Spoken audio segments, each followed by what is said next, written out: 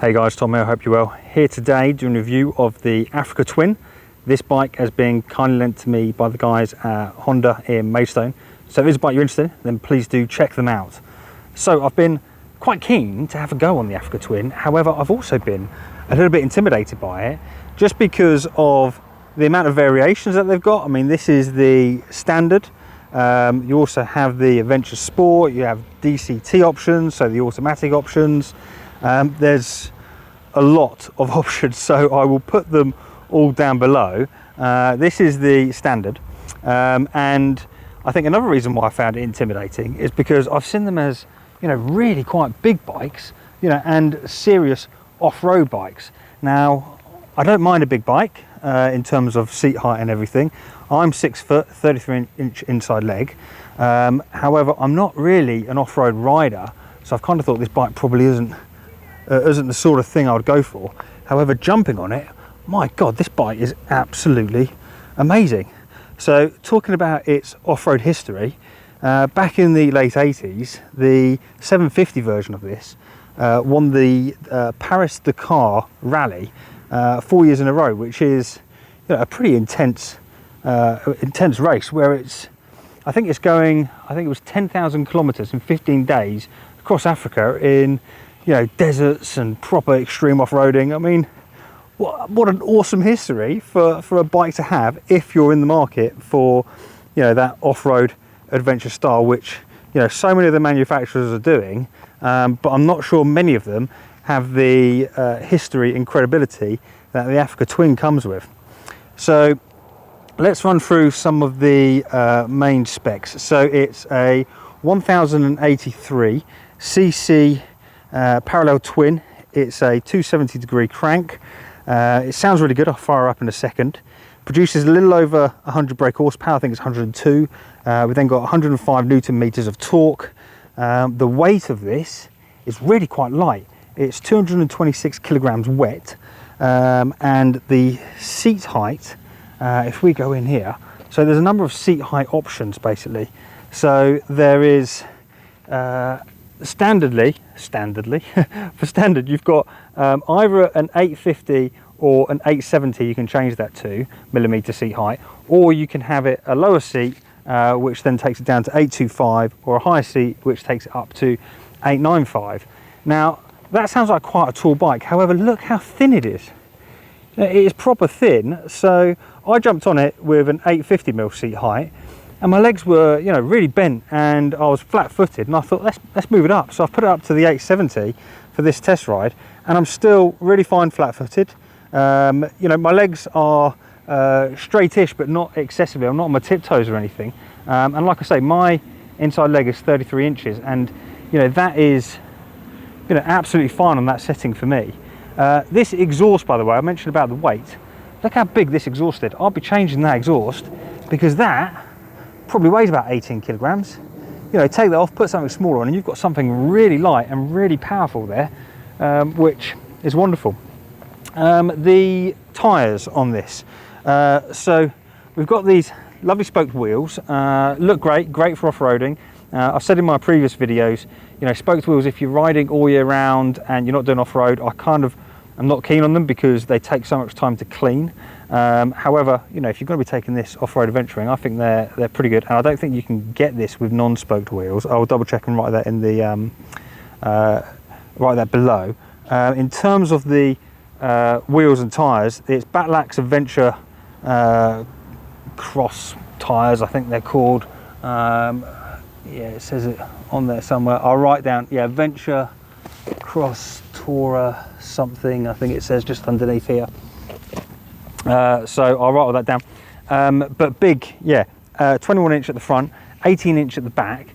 And in terms of the discs, we've got Nissan brakes at the front with 310mm discs, and then a 256mm disc at the back.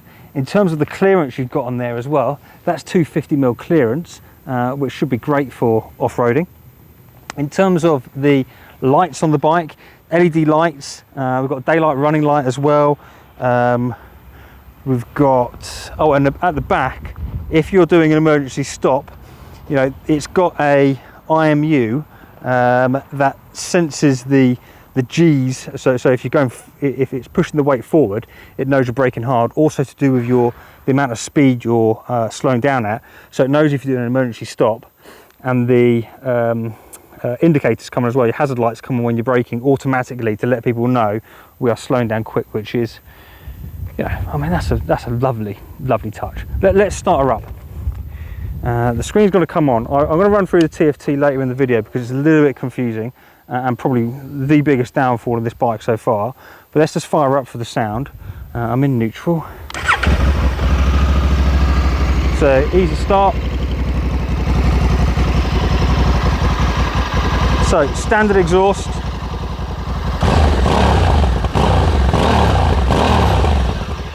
Sounds pretty beefy, which, you know, is pretty good actually. Oh, other things, colours. This comes in. We've got the red here, red, white, bits black on there, and then you've also got a black version which has some red stripes on it and bits as well. But man, awesome bike. I'm gonna jump back on the ride and hope you enjoy. Well, hey guys, how you doing? I am here on the Africa Twin, and my god, I feel like a giant. I feel massive on the road. It's it feels wonderful. Better than I thought it was gonna. Straight away there's something quite special going on here, and I like it. It's going to be a fun road test, this. It's going to be a real life road test. We're going to go through town, we're going to go and find some country lanes, we're going to do a bit of dual carriageway, and then we'll head back. But yeah, initial impressions are good. My measurements, just so you know, I am 6 foot tall, I've got a 33-inch inside leg, and I weigh about 90 kilograms, and I've got the seat on the top setting. I jumped on it when it was on 850mm, and thought, hey, I could probably go for the big boy seat setting of 870mm, and I have. So 870mm, and feet down like I'm putting them down now, and I've got them down. My legs aren't bent, you know, particularly. It is, you know, they are sort of straight, but flat-footed, not a problem, which I quite like actually. There is also a smaller seat height option. I think it goes all the way down to like 825mm as the smallest seat height. So, oh, quick shifting up there. It was a little bit clunky. Yeah, so 825mm is the shortest seat height that you can have, but you can then also go all the way up to something like 895mm, I think it was. I will put all of the specs down below, along with timestamps for different parts of this for this ride as well. So as we're coming up through town, let's have a little chat through this cockpit space that we've got here. So we've got these two screens. So the top screen is a touch screen that gives you all your details, and you can change the different views on that as well. I will have a section where I'm pulled over and I run through all the settings on that screen, but then underneath we also have another little screen which gives us our gear, mile per hour, and also our mileage counter. What's it called? I forget what that is. But the reason for that is because if you've got a Apple, if you've got an iPhone, you can connect up to this screen, and then you can put on Apple Play as well, so it'll mirror your screen. So you can then have software like Waze running for your sat nav or bits like that, which, you know, that's really quite cool. The only thing I don't like about it is I'm an Android user, and I feel that you should be able to do that with Android, but unfortunately you can't as of yet, probably because of the, you know, differences in Android phones and all of that sort of stuff. But if you've got an iPhone, wonderful feature to have on the bike, I think. The rest, so we've got obviously the mirrors, which are really good. They feel quite close to me as well, in terms of, you know, the distance between my head and those mirrors feels quite a small amount of distance, which is good, because then, like with slight movements, you know, you can see a lot more going on around you, which I think is good.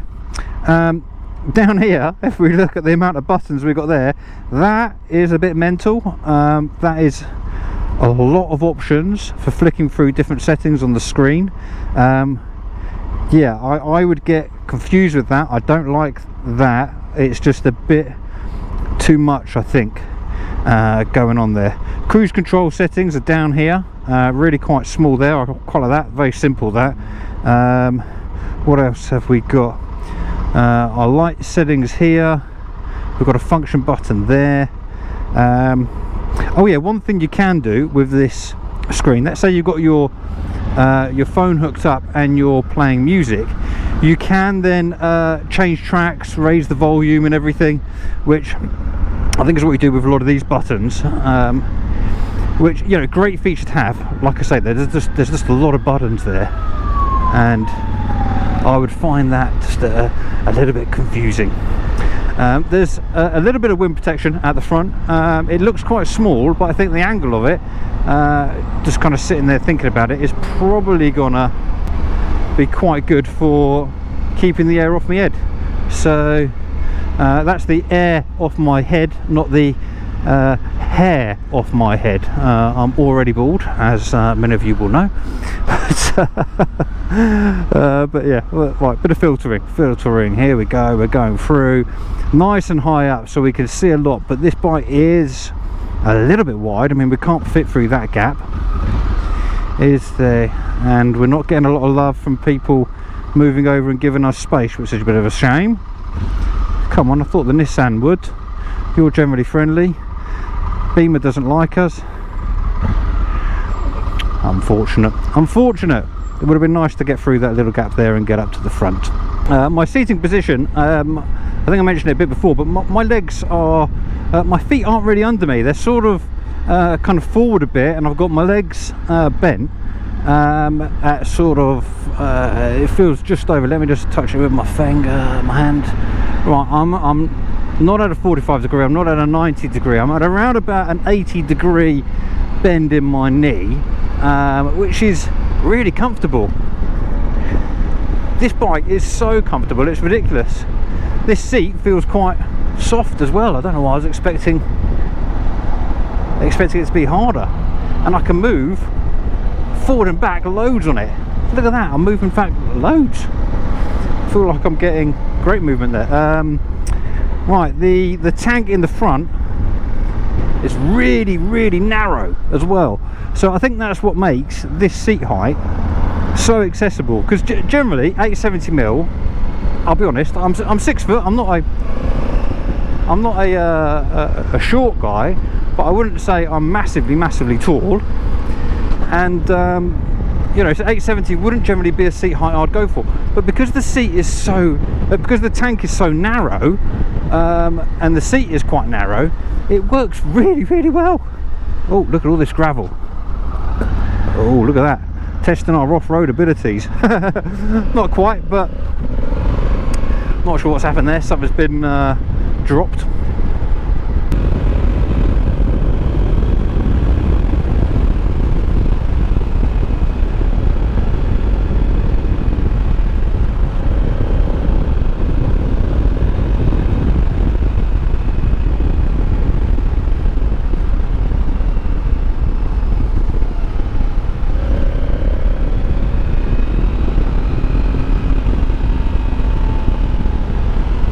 Really nice brakes.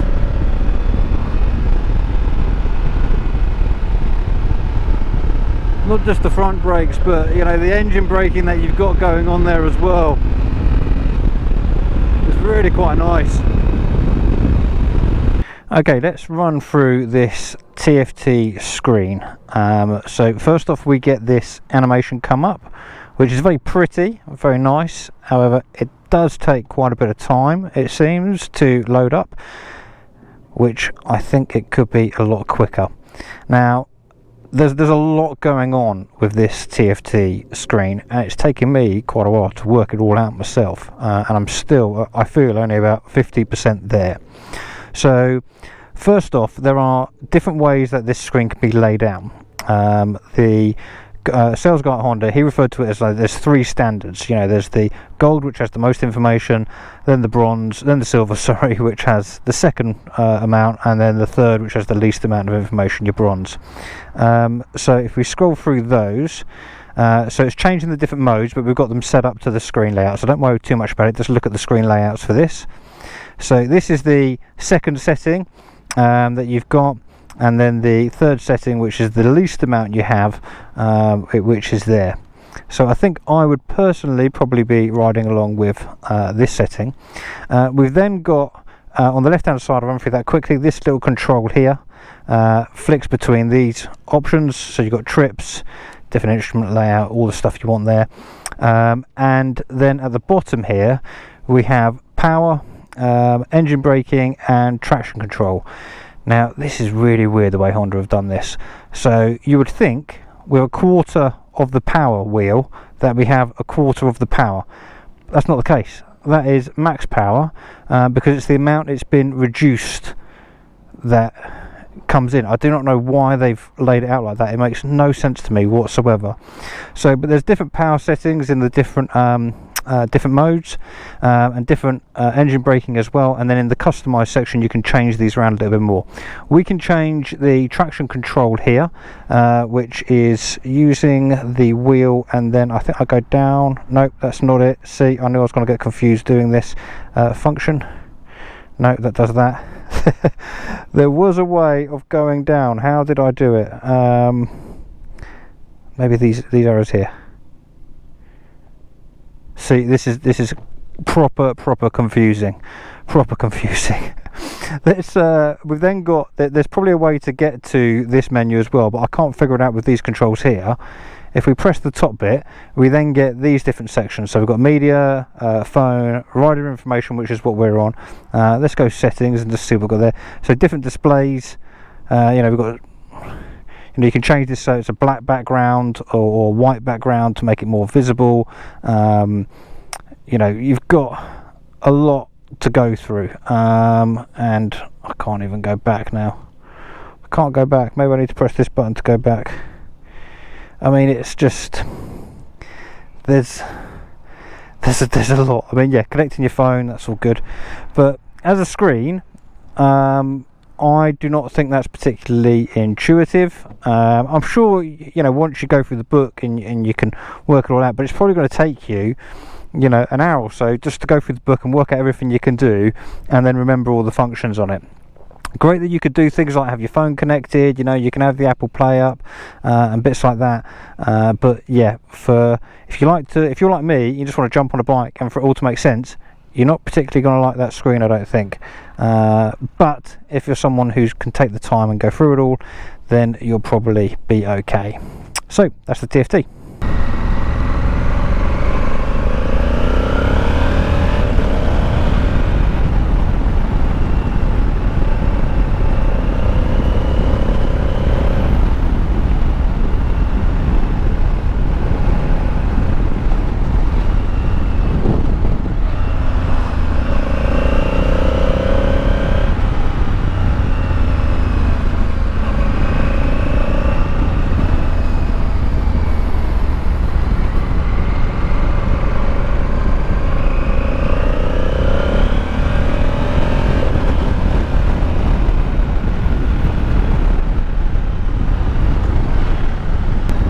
Man, this really does feel very lovely and stable at any speed.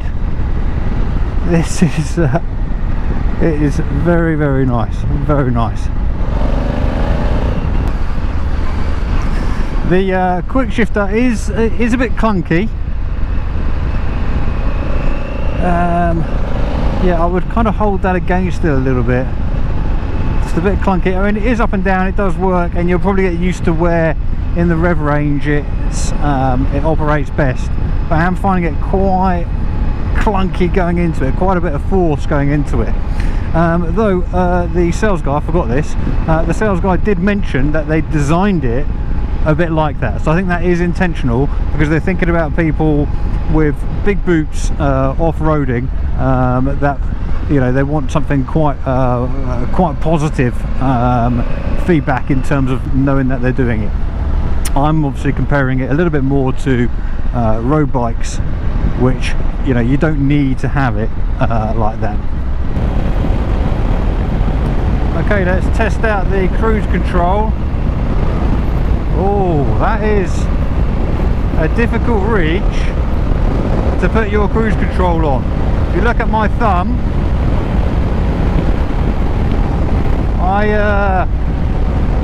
I can't reach that.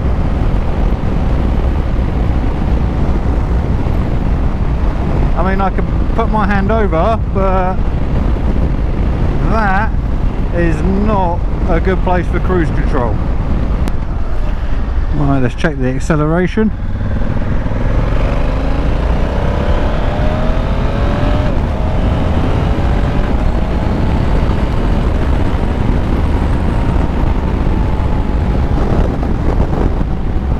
Accelerates up nicely. In terms of the wind we're getting, we are getting a bit, but it's more sort of my shoulders that are getting it. My head's not really getting it that much, which is odd because I kind of felt it would be. But comfortable.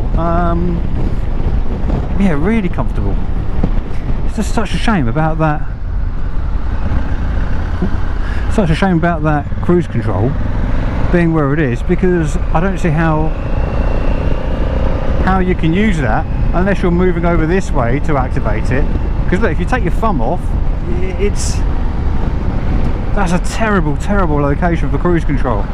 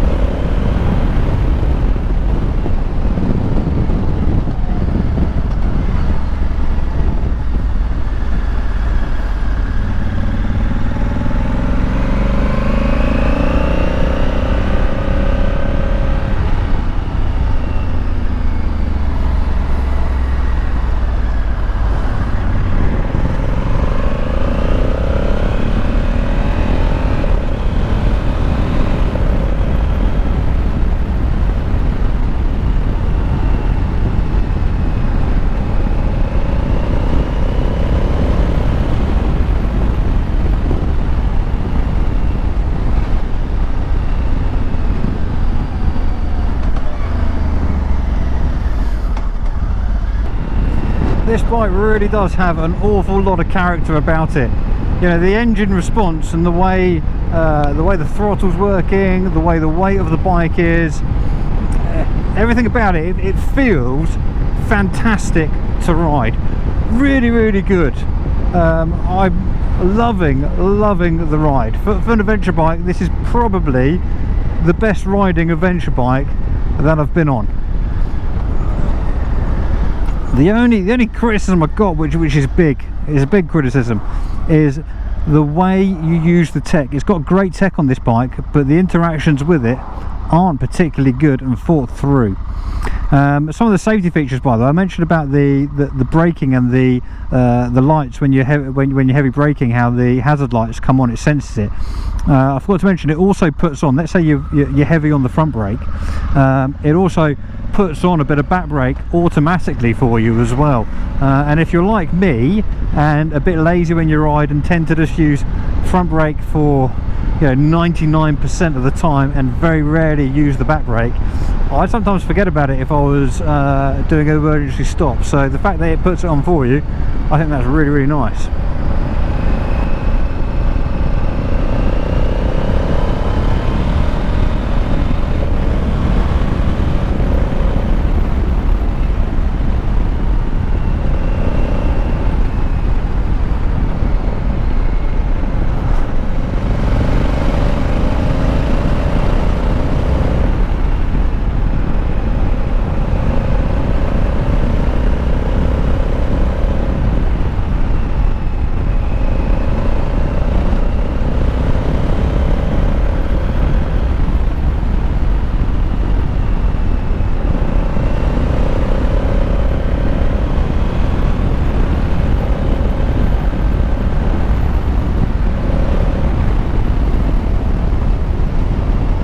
such an awesomely riding bike, man. It's a wonderful bike to ride. This really capable, far more than I thought it would be, far more. Right, let's take it back and do my concluding thoughts. Okay, so let's break this down into pros and cons. Right, pros of this bike: it is a phenomenal ride. It is so good compared to other adventure bikes that I've ridden. I would put this one at the top for how engaging the ride is and how enjoyable it is. It's a cracking engine. The brakes are fantastic. The suspension is wonderful for the roads that I've been on. It's really wonderful to ride. Comfort, again, massive pro on the comfort there. With your legs at the angle they're at, you know, it's really comfortable. You could sit here for hours, no problem at all. The only slight negative on the comfort is I'm noticing I've got quite a few vibrations coming through on the handlebars. You know, some different grips might help with that, but that's the only negative for the comfort side of things. Other pros, it's making me want to ride off-road, which is interesting because I'm not really an off-road rider. You know, I've done a little bit, but not a lot at all. It's not something that I'm confident with, but this bike is making me think, oh yeah, I wouldn't mind taking this off-road, which, considering it's quite a big bike, you know, that says a lot of how confidence inspiring it is. Right, some negatives. I've got to point them out. That TFT screen, it's awesome, while at the same time the controls for it are pretty terrible, I think. You could get used to that over time, I think, and you could work it out, and once you are, then the tech there is good, you know. I think, you know, in terms of connecting up to your phone, changing tracks, changing volume, you know, I love that sort of stuff because I'm regularly putting my hand to my earpiece, changing music and you know, doing volume up and down and all that sort of stuff. So to have it all there is really good. The cruise control, Jesus man, I'm really disappointed with that cruise control button, because I would never use it. There's no point in it being there. It's just because you're not going to be doing that to do your cruise control. I don't agree with that, and my thumb can't reach, and it's not like I have tiny thumbs or anything. You know, I think my thumbs are pretty standard issue, so a lot of people are going to have that problem. I'm really upset about that. You know, overall it's a wicked bike. You know, in the adventure bracket, you know, when I first jumped on this, you know, I was comparing it to the Tiger 900 GT, which I took out recently, the GT Pro, you know, and instantly jumping on this, I thought, whoa, this is exciting. This rides better than the GT Pro, because it does. It's more exciting. It's far more engaging. It's a great riding bike, you know. But then these little tech side of things, you know, and that cruise control, I'm so upset about that cruise control.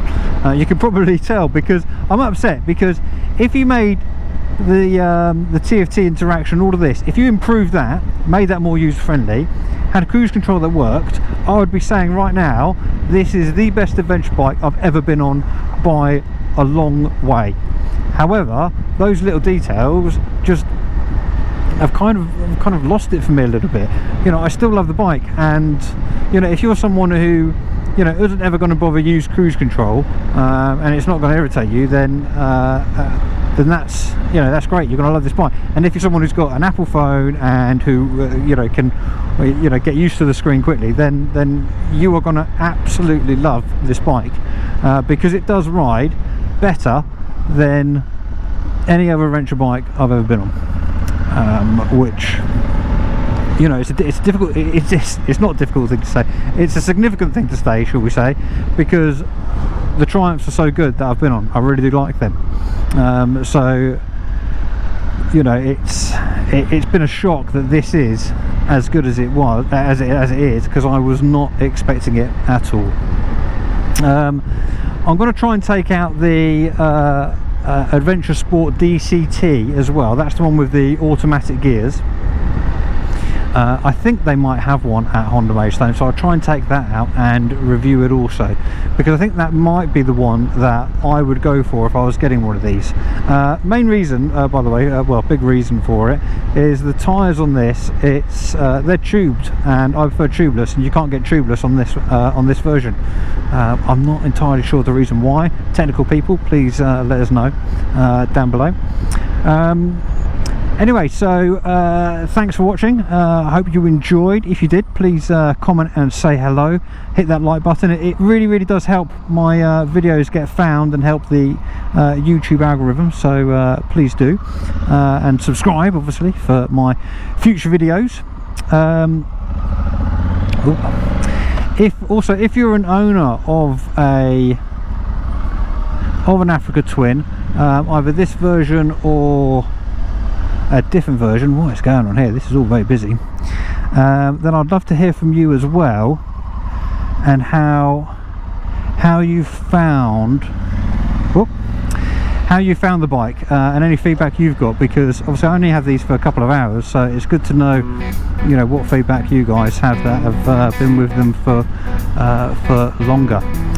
Many thanks to Maidstone Honda dealership. Absolutely great bunch of guys in there, and you know, if it wasn't for them, I wouldn't be able to do these videos. So you know, if you can put business through them, then it really helps. I'll drop an email address for Steve. He's one of the guys over there who is super duper helpful if you have any queries, or you want to see what he can do on something. Anyway, thanks again, and I will catch you for the next one.